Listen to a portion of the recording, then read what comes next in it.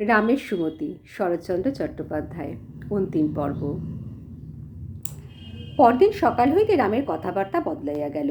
সম্পূর্ণ 2টা দিন কাটিয়া গিয়াছে। বৌদিদি ডাকে নাই, বকে নাই, খাইতে দেয় নাই, এরকম সে তাহার জ্ঞানে দেখে নাই।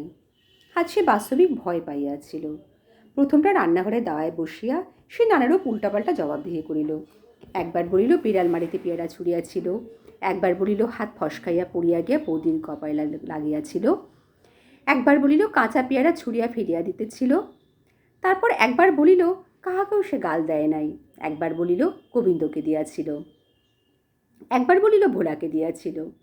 কিন্তু কোনো কৈফিয়তেই কাজ হইল না। ওধারের কেহ জবাব দিল না, প্রতিবাদ করিল না, হ্যাঁ না একটা কথাও বলিল না। একবার বহু কষ্টে লজ্জা সংকোচ ত্যাগ করিয়া আর কোনোদিন করব না বলিয়া ফেলিয়াও যখন ফল হইল না, তখন সে চুপ করিয়া কাঁদিতে লাগিল। কি উপায়ে কি দিয়া কেমন করিয়া সে বৌদিকে প্রসন্ন করিবে?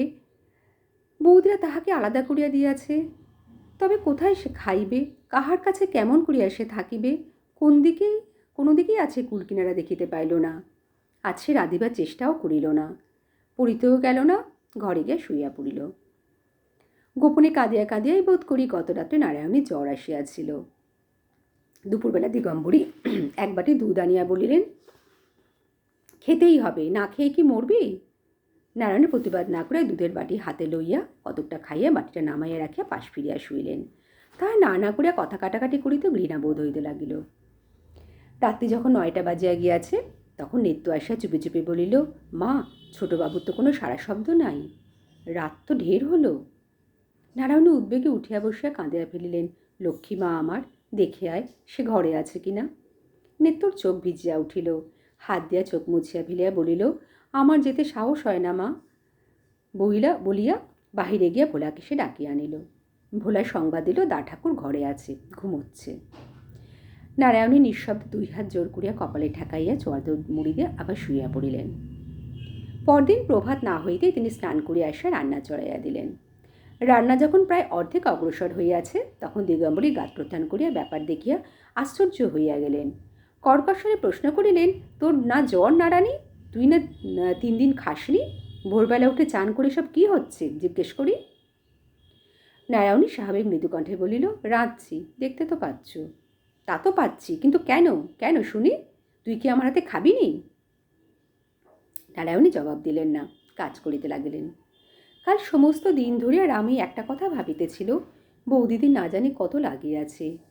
একটা কাঁচা পেয়ারা লইয়া বারবার কপালের উপর ঠুকিয়া সে আঘাতের গুরুত্ব উপলব্ধি করিবার চেষ্টা করিল। শেষে ভাবিতে বসিয়াছিল, কি করিলে এই কুকর্মটা মুছিয়া ফেলিতে পারা যায়। ভাবিতে ভাবিতে তাহার মনে পড়িয়া গেল, কিছুদিন পূর্বে বৌদি তাহাকে এখানে থাকিতে নিষেধ করিয়াছিলেন। শেষে স্থির করিল, সে আর কোথাও চলিয়া গেলে বৌদি খুশি হইবে। তাহার মামার বাড়ি তারকেশ্বরের ওদিকে, অথচ কোথায় সে ঠিক জানে না। সেখানে গিয়া খুঁজিয়া লইবে সংকল্প করিয়া সে একটি ছোট পুঁটুলি বাঁধিয়া লইয়া প্রভাতের প্রত্যাশায় অপেক্ষা করিয়া বসিয়া রহিল।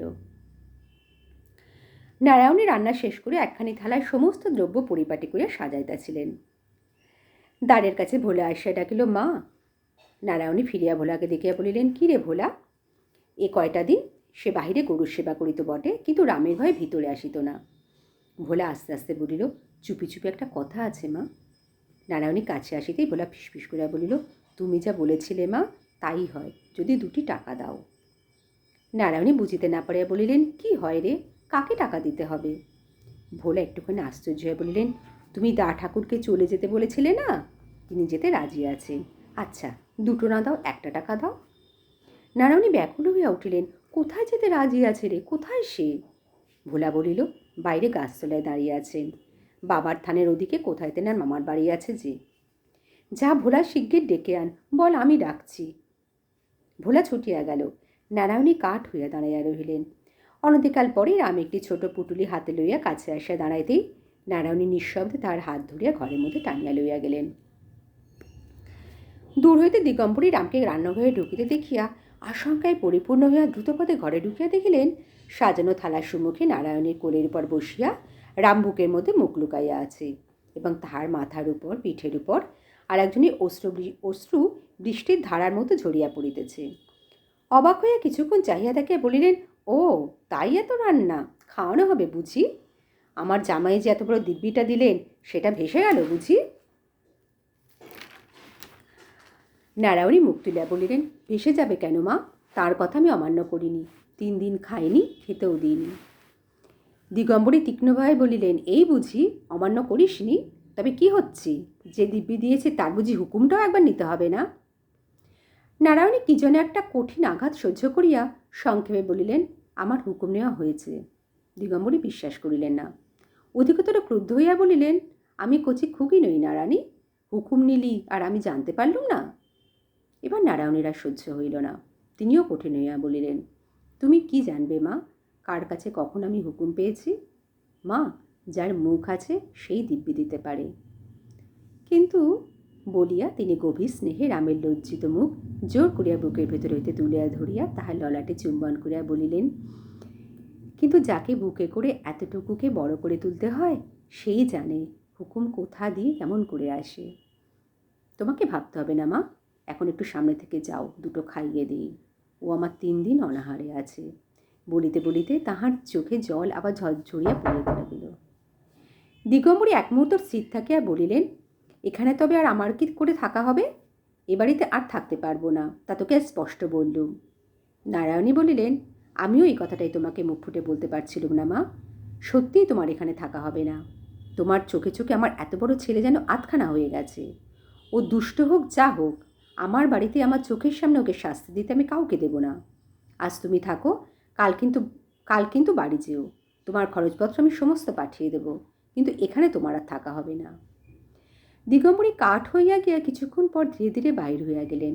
রাম বুকের ভিতর হইতে আস্তে আস্তে বলিল, না বৌদি, উনি থাকুন, আমি ভালো হয়েছি, আমার সুমতি হয়েছে। আর একটিবার তুমি দেখো। নারায়ণী আরেকবার তাহার মুখ তুলিয়া ধরিয়া ললাটে উষ্ণতা স্পর্শ করিয়া চোখের জলের ভিতর দিয়া মৃদু হাসিয়া বলিলেন, তুই এখন ভাত খা। Please subscribe my channel.